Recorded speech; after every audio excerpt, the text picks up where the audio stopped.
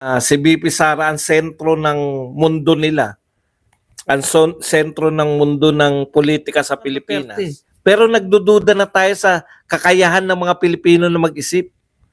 Bakit sinusuportahan nyo pa rin yan? Obvious na obvious. Na tama si BP Sara, walang direksyon ng Pilipinas. Obvious na walang kakayahan tong Pangulo na to. 30 minutes na interviewhan kay BP Sara. Ang pakiramdam ng mga umatake sa kanya, pinagtulungan silang lahat ni BP Sara.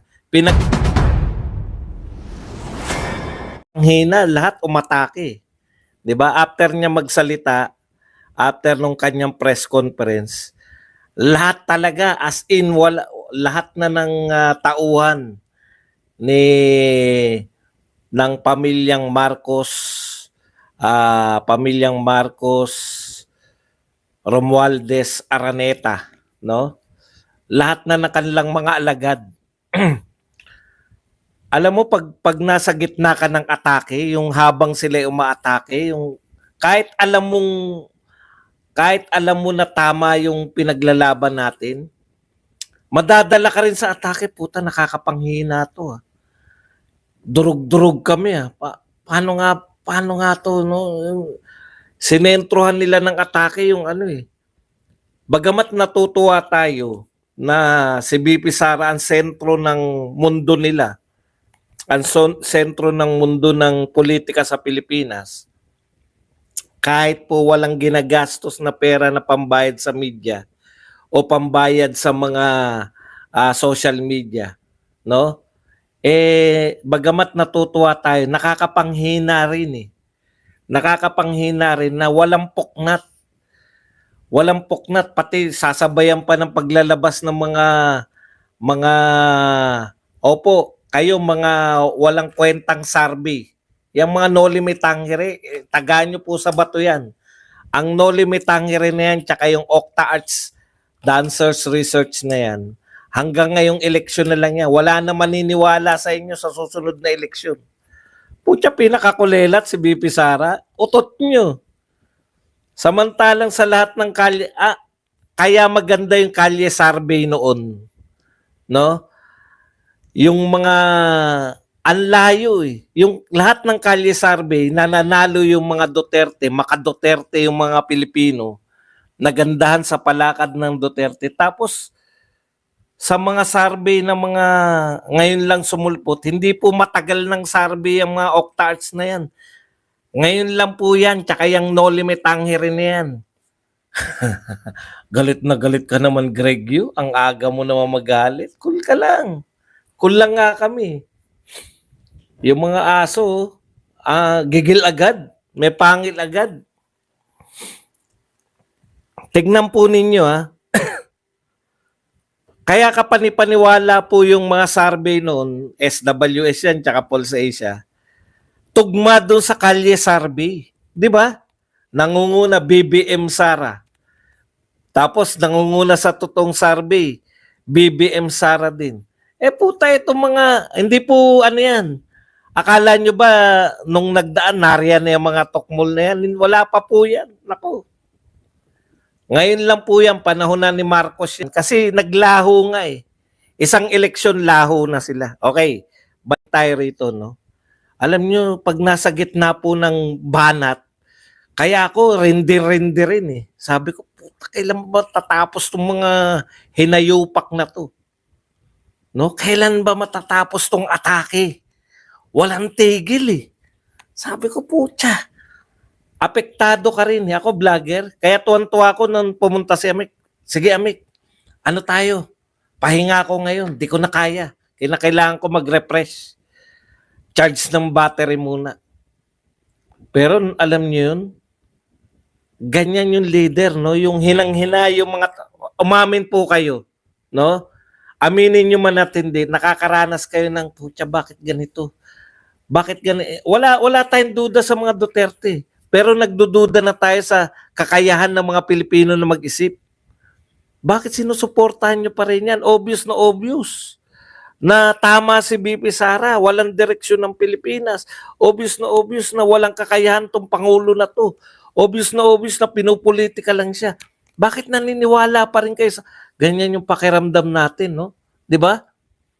Pero as a good leader, yan ang kagandahan sa mga Duterte.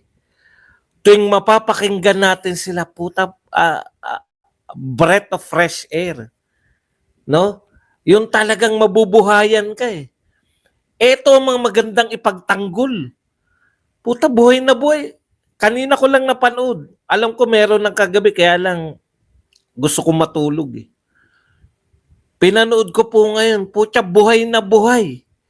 Mabubuhayan ka eh. Yan ang mga totoong leader. No? Wala tayong ginagawa pare-pareho. Nakinig lang tayo pero gigil na tayo na. Ano talaga, no? Grabe po yung sabi ko. Ito ang mga leader na masarap suportahan. Kasi may mga leader na wala eh. 'Di ba? Nakakapanghinang suportahan.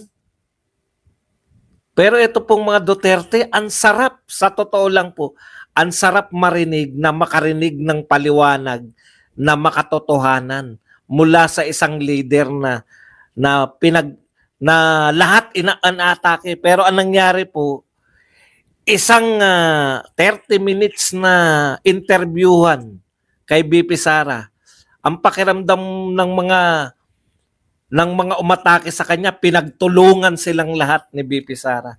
Pinagtulungan silang mag-isa. Grabe, kayang sagutin lahat ng binato nila. Parang ang dami nilang binato, di ba? Alam niyo yung mahusay na leader, kaya niyang, ito lang lahat ng mga pinagsasabi nila. Kaya nilang ipakita kung pinakita. Actually, pinakita ni BP Sara na yung lahat ng binabato nila sa akin, walang katotoran lahat eh. Di ba?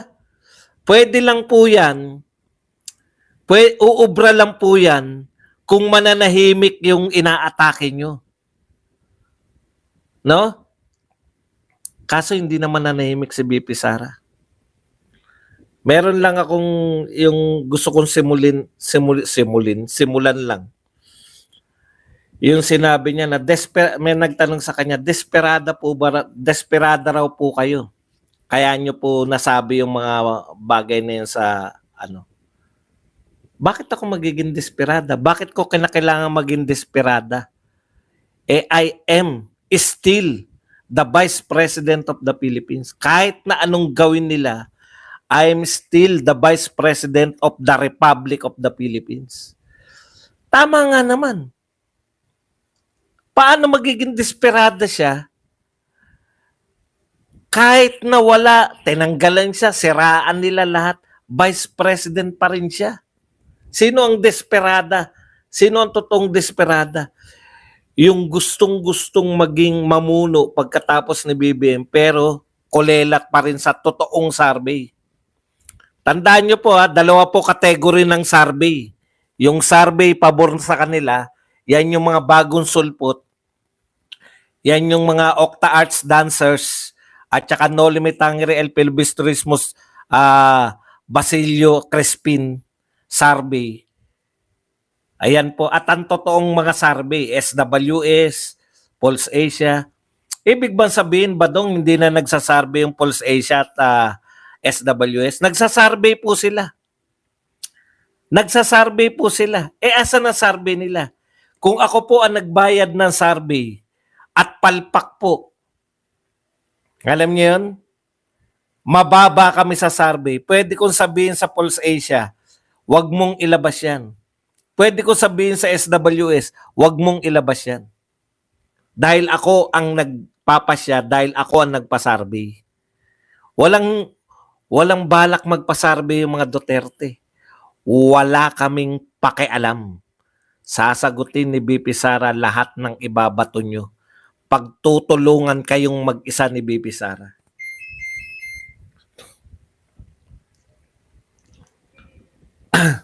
Okay. Alam nyo, di ba yung habang pinagtutulungan, yung wala tayong kakayahan kundi mabuisit lang. Ngayon po, inisa-isa po ni BP Sara. Dalawa lang yung sinasabi nila no? Sementro sila sa desecration of the dead. Kinalimutan lahat ng issue. Kinalimutan lahat ng sinabi. Walang nagalit, walang sumagot, no? Walang nagpunto nung sinabi niya na wala tayong number one. Walang pumalag. Walang nag-react. Wala nagre-react nung sinabi niya na incompetent ang ating Pangulo. Walang kakayahang mamuno. Walang nagre-react ng presidente natin na hindi marunong magpresidente. Walang nagre-react doon. Paano ka magre-react doon? Mapapatunayan niyo ba? Nung ang haba po ng sinabi ni BP Sara, no? Ang dami niya sinabi na panira. Wala rin nag-react doon sa suhulan issue ni Martin Romualdez. Na yan po ay documented. Yung mga tauhan niya, hindi po sinasagot. Alam niyo yung ginagawa nila? Diversion. Kayo ang tunay na diversion. Ang daming okasasyon na buksan ni BP Sara. Ngayon, pinag-uusapan ng lahat. Yan pong suhulan sa Okada. Biglang naging fresh news. Dati na yan. Fresh na fresh. Thank you very much kay Evelyn Bautista sa 490. Sumentro sila. Kaya talagang scripted eh. May mga usapan, kita nyo ang tagal. Samantalang ganito po, no? Yung iba ngayon palang sumasagot katulad ni Charis. Ngayon palang sumasagot si Charis. Presidential son, Sandro Charis Marcos. Ngayon palang sumasagot. May bago ng atake. Alam niyo yun? Kasi kinakailangan po nila aral. Hindi po sila, ang pagkakaiba po ni BP Sara sa kanila, sila, ano ang mga dapat nating sentrohan lang. Sentrohan lang natin yung kanyang unstable. Meron na nga, may tinandaan nga si BP Sara.